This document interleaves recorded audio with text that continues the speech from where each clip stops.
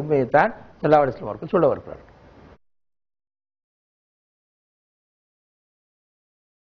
இது யாரும் பிழையா விலையும் கொள்ளாயங்கோ, இந்த கருத்தை விளங்கப்படுத்துறதுக்காக சொல்றது குறிப்பிட்ட ஒரு நபரை குறிப்பிட்ட யாரையும் தாக்குறதல்ல. இந்த ஹதீஸ் பாருங்க, இதுவும் புகாரில முஸ்லீம்ல வர ஹதீஸ், ஒரு சந்தேகமும் இல்லை. அல்லாஹ்வுடைய அருளால நான் கொண்டு வர ஹதீஸ்கள் சர்ச்சைக்குரிய ஹதீஸ்களை கொண்டு வரதில்லை. எல்லாரும் ஏற்றுக்கொண்ட ஹதீஸ்கள் அல்லது மிகவும் ஆதாரபூர்வமான ஹதீஸைத்தான் நாங்கள் கொண்டு வருவோம். இந்த ஹதீஸ் பாருங்க, இன்னஹு லா யஅதி ரஜுலு ஸமீனுல் அலீமு யௌமல் கியாமah லா யஸினு இன்தல்லாஹ் ஜுனாஹ பஊதத்தி. மறுமை நாளில் ஒரு கொழுத்த பெரிய மனிதர் ஒன்று கொண்டு வருவான். ஒரு மனிதன் வருவான். ஆனால் அவன் அல்லாஹ்விடத்தில் ஒரு ஈயுடைய இறக்கைக்கும் சமனாக மாட்டான்.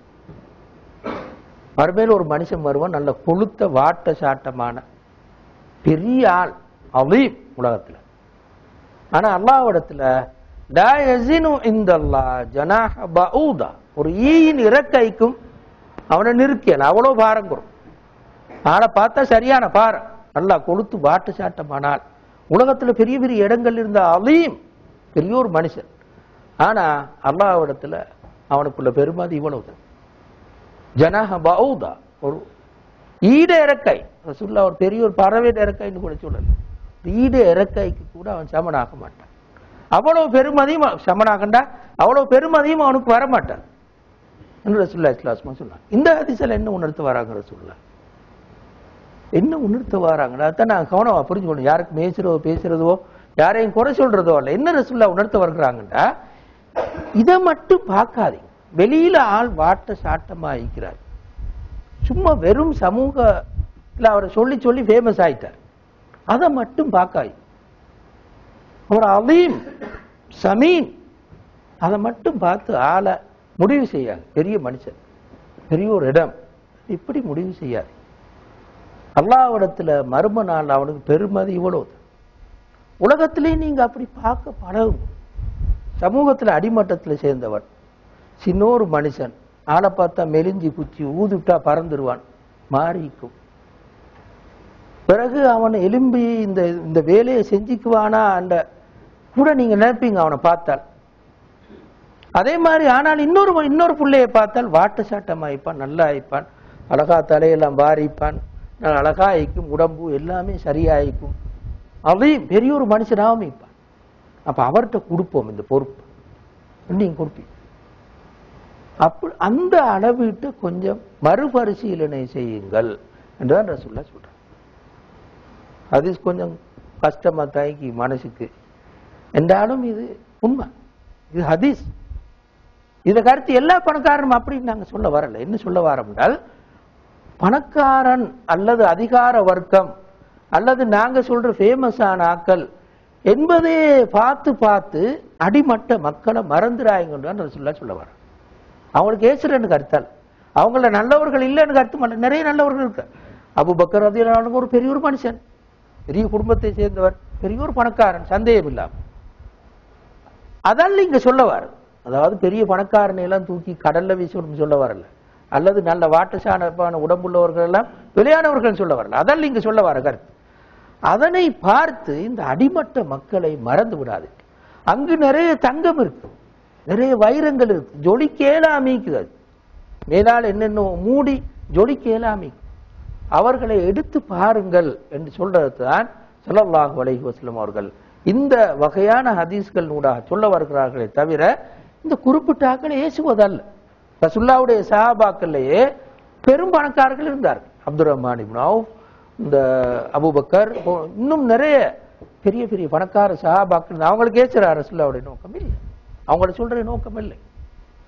அதே மாதிரி சமூகத்தில் மிச்சம் ஃபேமஸான பெரிய மனிதர்கள் ரசூலுல்லாஹ்வுடைய சமூகத்துக்குள்ளால் இருந்தார், சஹாபாக்களுக்குள்ளால் நெருக்கமாகவும் இருந்தார். அவங்கள குறை சொல்வது அல்ல ரசூலுல்லாஹ்வுடைய நோக்கம்.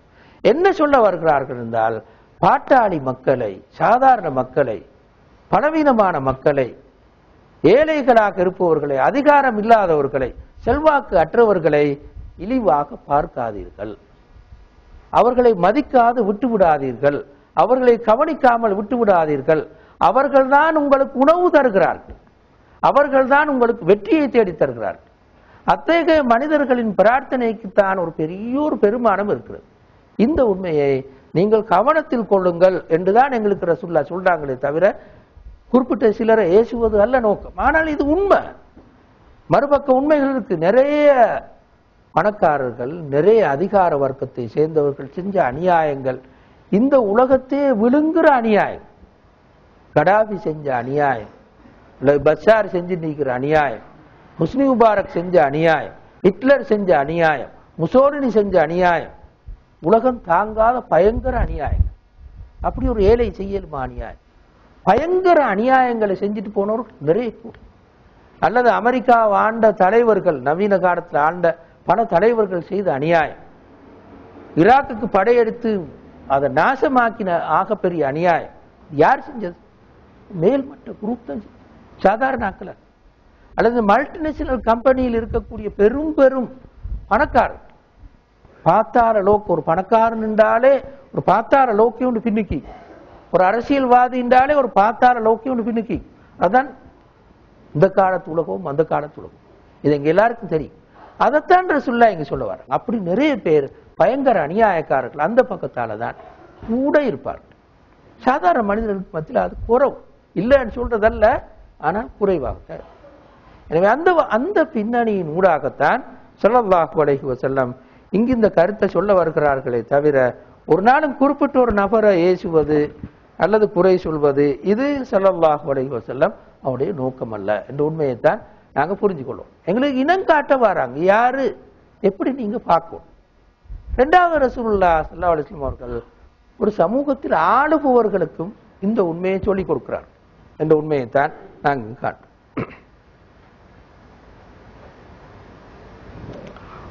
ஆரம்ப கால இஸ்லாமிய வரலாற்றிலே இத்தகைய மனிதர்கள் எப்படி மதிக்கப்பட்டார்கள் என்ற சில உதாரணங்களை சொல்லுவோம். மிச்சம் கொஞ்சம் உதாரணங்களை நாங்க சொல்லுவோம். அம்மார் இப்னு யாசிர் ரலியல்லாஹு அன்ஹு, அவரும் அடிமை, அவரோட தாயும் அடிமை, தந்தையும் அடிமை. ஆனா எங்க எல்லாருக்கும் தெரியும் அவர் பின்னால காலப்பிரிவில் இஸ்லாத்துக்காக உழைத்து பாடுபட்டு கடைசியில கூஃபாவுடைய கவர்னராகவும் உமர் இப்னுல் கத்தாப் ரலியல்லாஹு அன்ஹுடைய மாற்றப்பட்டார். ஆனா எங்கிருந்து வந்தார் என்றால் அடிமையாக இருந்துதான் இந்த அளவு தூரம் உயரத்துக்கு வந்தார். நாங்கள் காட்டுறோம். அப்துல்லா இப்னு மஸ்ஊத் ரலியல்லாஹு அன்ஹு அவர்கள் உக்பா இப்னு அபூ முஈத் என்பவருடைய ஆடுகளை மேய்ப்பவராக தொழில் செஞ்சு வாழ்ந்தார். இப்படியான மனிதரோடு அப்துல்லா இப்னு மஸ்ஊத் ரலியல்லாஹு அன்ஹு இப்படித்தான் வாழ்ந்தார். ஆனால் எங்க எல்லாருக்கும் தெரியும் பின்னால காலப்பிரிவோடு மிகப்பெரிய அறிஞராக மாறியவர். ஒரு பெரிய ஒரு சட்டத்துறைக்கு ஆசிரியராக இருந்தவர் அவர் தான். நாங்க இப்ப ஹனஃபி மது அப்படின்னு சொல்றோம், இமாம் அபூ ஹனீஃபாவுடைய மது அப்படி சொல்றோம். அது ஆரம்ப ஆசிரியர் இப்னு மஸ்ஊத் ரலியல்லாஹு அன்ஹு அவர்கள். இப்னு மஸ்ஊதுடைய மாணவர் தான் இப்ராஹிமுன் நகஇ என்ற தாபி. இப்ராஹிமுன் நகஇ உடைய மாணவர் தான் ஹம்மாத் இப்னு அபூ சுலைமான். ஹம்மாத் இப்னு அபூ சுலைமான் மாணவர் தான் இமாம் அபூ ஹனீஃபா. எனவே அந்த சட்டத்துறையை ஆரம்பித்து வைத்தவர். மதுஹபன் நாங்க இப்ப சொல்றோமே, அந்த இஜ்திஹாத் போக்கு, ஹனஃபி இஜ்திஹாத் சிந்தனை போக்கை துவக்கி வைத்தவர்கள் இப்னு மஸ்ஊத் ரலியல்லாஹு அன்ஹு என்று நாங்க வரலாற்றில் காட்டுறோம். அதே மாதிரி இப்னு மஸ்ஊத் மிகப்பெரிய ஒரு தஃப்சீர் ஆசிரியராக இருந்து நீண்ட நெடுங்காலமாக தன்னுடைய மாணவர்களை வளர்த்தவர்கள் தான் இப்னு மஸ்ஊத் ரலியல்லாஹு அன்ஹு. இவர்களை உமர் இப்னு கத்தாப் ரலியல்லாஹு அன்ஹு அவர்கள் கூஃபாவுக்கு படிப்பிப்பவராக, ஆசிரியராக அனுப்பி வைத்தார். அவரோடு கூட போன கவர்னருக்கு சொன்னார்கள், நீ மக்களுக்குத்தான் கவர்னர், இப்னு மஸ்ஊதுக்கு இல்லை அப்படி சொல்லி அனுப்பினார்கள். எனவே இப்படி கீழ் மட்டத்தில் இருந்தவர்கள் என்னென்ன இப்ப நாங்க சொன்ன மாதிரி ஆடுமை போராக வாழ்க்கையை நடத்தியவர் இன்னொரு மனிதர். அவருடைய நிலைமை இவ்வளவு துயரத்துக்கு உயர்ந்தது. சாலிம் அபூ ஹுதைஃபா என்ற சஹாபியுடைய அடிமை. அவர் சொல்றதே அப்படித்தான், சாலிம் மௌலா அபி ஹுதைஃபா அப்படித்தான் சொல்ற. இன்னாருடைய மகன் சாலிம் சொல்றது இல்லை, சொல்றதே எப்படின்னா சாலிம் மௌலா அபி ஹுதைஃபா, அபூ ஹுதைஃபாவின் அடிமை சாலிம் அப்படித்தான் சொல்ற. ஒரு நாள் ஆயிஷா ரலியல்லாஹு அன்ஹா இஷா தொழுகைக்கு போயிட்டு நேரம் சென்று வந்தார். லேட்டாகி வந்தாங்க. ரசூலுல்லாஹ் தொழுகை செல்ல முடிஞ்சு வந்துட்டார். ஆயிஷா நாயகி பிந்தி வந்தார் இஷா தொழுகை போயிட்டு. இப்ப ரசூலுல்லாஹ் ஆயிஷா ரலியல்லாஹு அன்ஹா பார்த்து கேட்டார்கள், ஆயிஷா என்ன லேட்டாகி வாராய், இல்ல நான் உங்களோட பள்ளியில ஒருவர் ஓதுறதை கேட்டுக்கொண்டிருக்கேன், அந்த மாதிரி கிராத்தை என்ற வாழ்க்கையிலே நான் கேட்டது கிடையாது. அப்படியா? அப்போ ரசூலுல்லாஹ்வும் அந்த கிராத்தை நானும் கேட்போம் சொல்லி எழுப்பிட்டு போனேன். பள்ளிக்கு போய் கேட்டுக்கொண்டிருக்காங்க. போனா யார் ஓதுறா? இவர் தான் ஓதுறா, சாலிம் மௌலா அபி ஹுதைஃபா. அப்ப ரசூலுல்லாஹ் இந்த வசனத்தை சொன்னார், எனது சமூகத்தில் உம்மை போன்ற ஒருவரை ஆக்கிய அல்லாஹ்வுக்கே எல்லா புகழும். என் சமூகத்தில் உம்மை போன்ற ஒருவரை ஆக்கிய அல்லாஹ்வுக்கே எல்லா புகழும் என்ற அளவுக்கு ஸல்லல்லாஹு அலைஹி வஸல்லம் அவர்கள் இந்த சாலிம் மௌலா அடிமையை புகழ்ந்தார். உமர் இப்னுல் கத்தாப் மரண தருவாயில் இருக்கும் போது சொன்னார்கள், லவ்கான சாலிம் மௌலா அபி ஹுதைஃபா ஹையன் லவல்லைத்து. அபு ஹுதைஃபாவுடைய அடிமை சாலிம் இப்போது உயிருடன் இருந்திருந்தால் நான் அவரை ஹலீஃபாவாக நியமித்திருப்பேன் சொன்னார். உயிரோடு இல்ல, எனவே உங்களை 6 பேரை நியமிச்சுட்டு போறேன். யாரு? அடிமை. இவ்வளவு தூரம் தகுதி படைத்தவராக, முஸ்லிம் சமூகத்தின் ஹலீஃபாவாக இருப்பதற்கு தகுதி படைத்தவராக மாறினார். முஸ்லிம் சமூகம் ஒரு சாம்ராஜ்யமாக மாறியதன் பிறகு, உமருடைய காலம் என்றால் மூத்தாறு காலம் ஒரு சாம்ராஜ்யமாக மாறியதன் பிறகு யார் என பிறகு தலைவராக வர ஆக பொருத்தம் வந்து சாலிம் மௌலா அபி ஹுதைஃபா. லவ்கான ஹையன் லவல்லைத்து, அவர் நான் ஹலீஃபாவாக நியமித்திருப்பேன். ஆனா மூத்தா போயிட்டார்.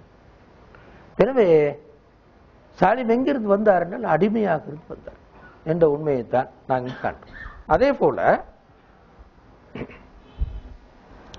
தாபியங்களுடைய காலப்பிரிவை நாங்கள் எடுத்தால், இக்ரிமா ரலியல்லாஹு அன்ஹு ஒரு தாபியி, இவர் இப்னு அப்பாஸுடைய அடிமை. ஆனால் இஸ்லாமிய வரலாற்றில் மிகப்பெரிய ஒரு தப்சீர் ஆசிரியராக இருந்தவர் தான் இக்ரிமா ரலியல்லாஹு அன்ஹு.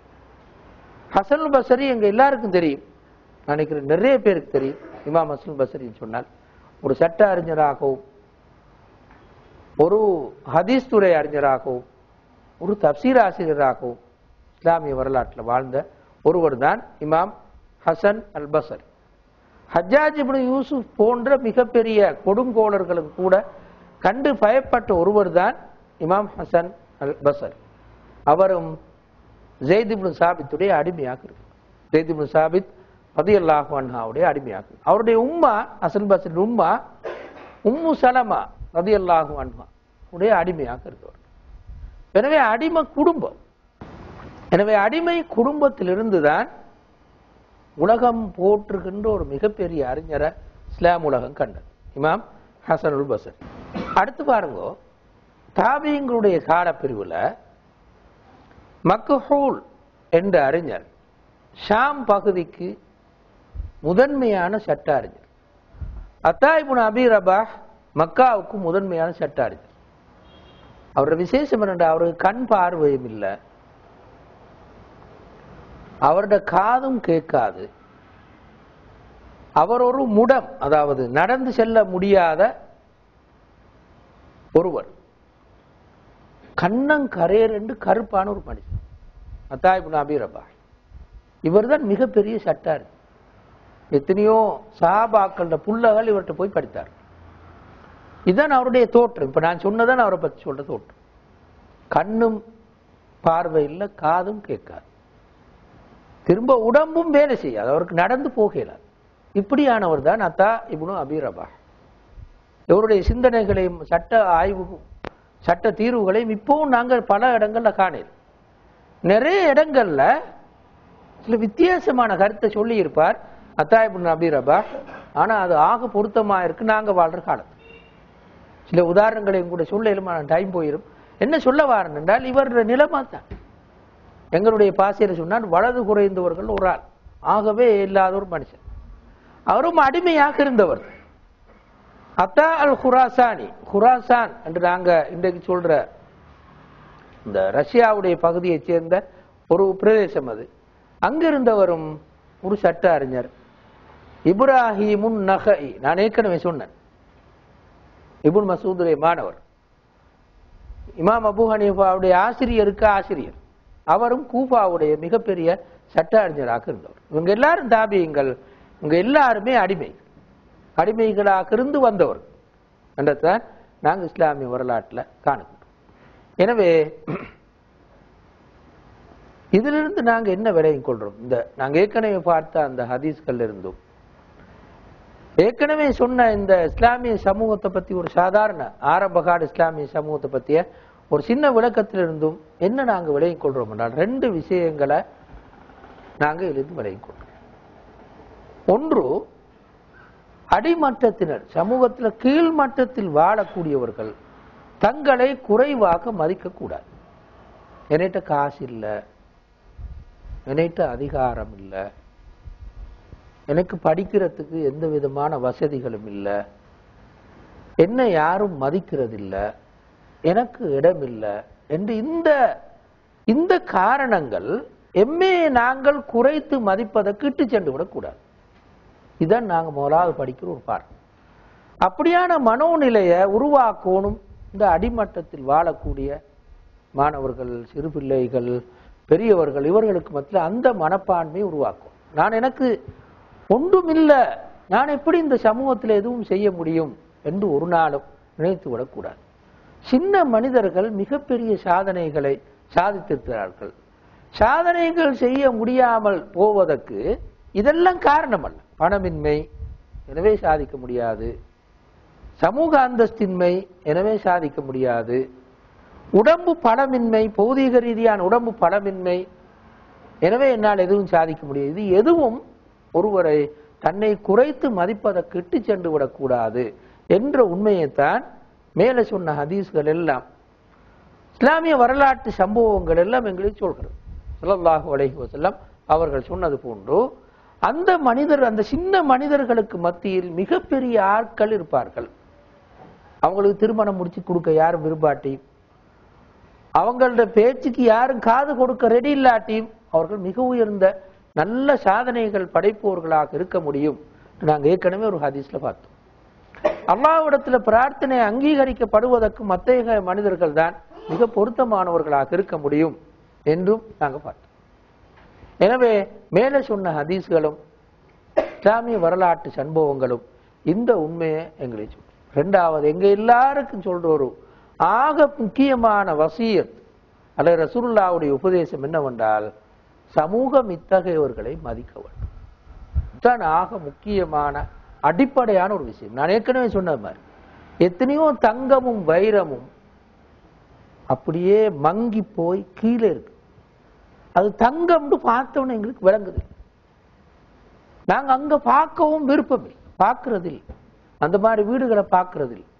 அந்த மாதிரி சின்ன சின்ன மனிதர்களை நாங்க மதிக்கிறது, இடம் கொடுக்கறது.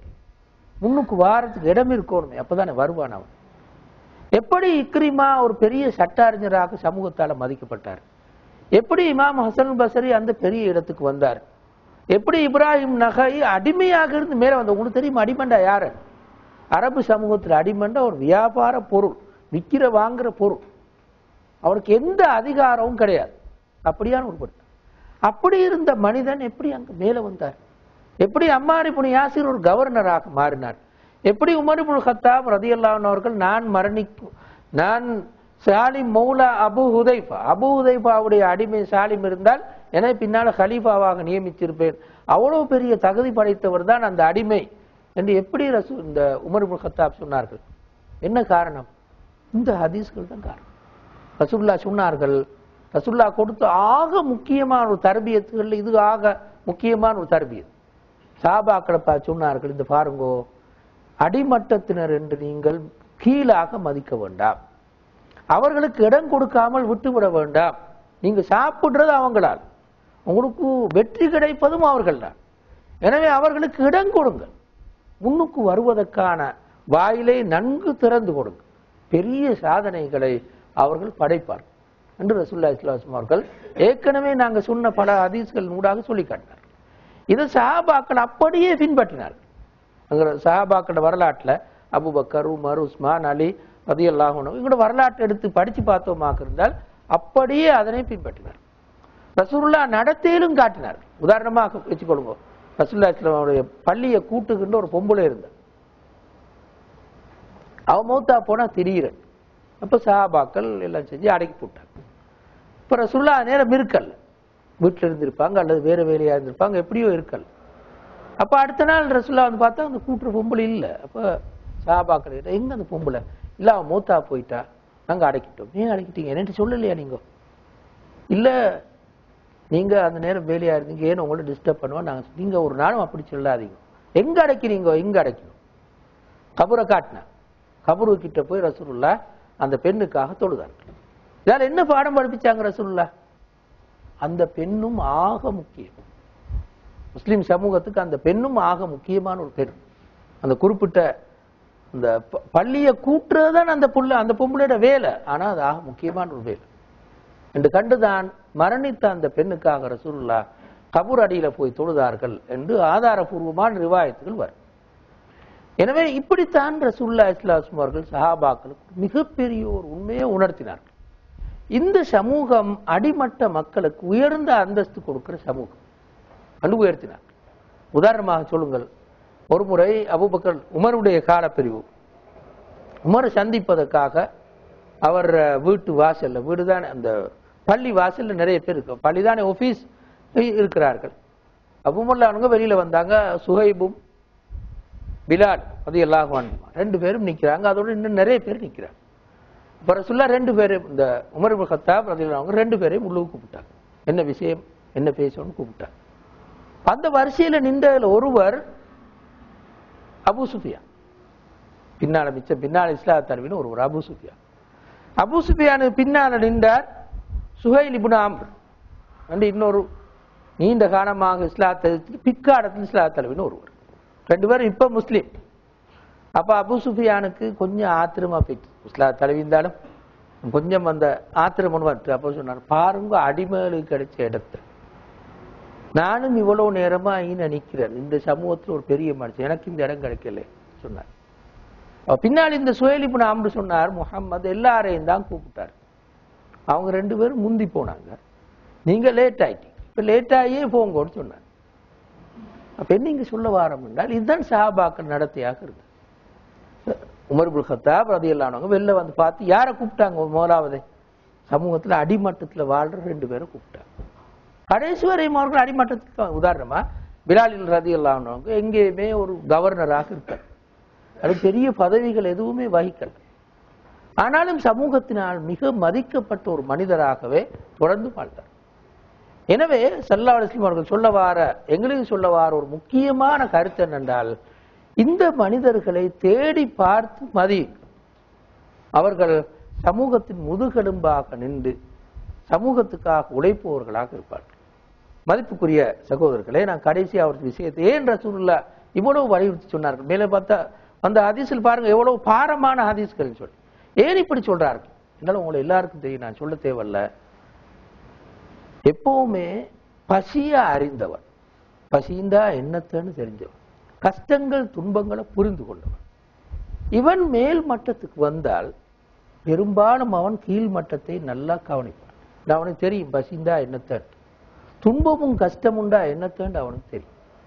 எனவே இவர்கள் மிக பெரும்பாலும் விதிவிலக்குகள் இருந்தாலும் இப்படியானவர்களுக்கு அவங்க ஒரு அளவு சரியா வளர்க்கப்பட்டால், ஒழுங்கான ஒரு தர்பியத்தோடு வளர்க்கப்பட்டால், இத்தகையவர்களுக்கு சமூக உணர்வு கூட, சமூகத்துக்காக என்னவானும் செய்யணும் என்ற உணர்வு கூட.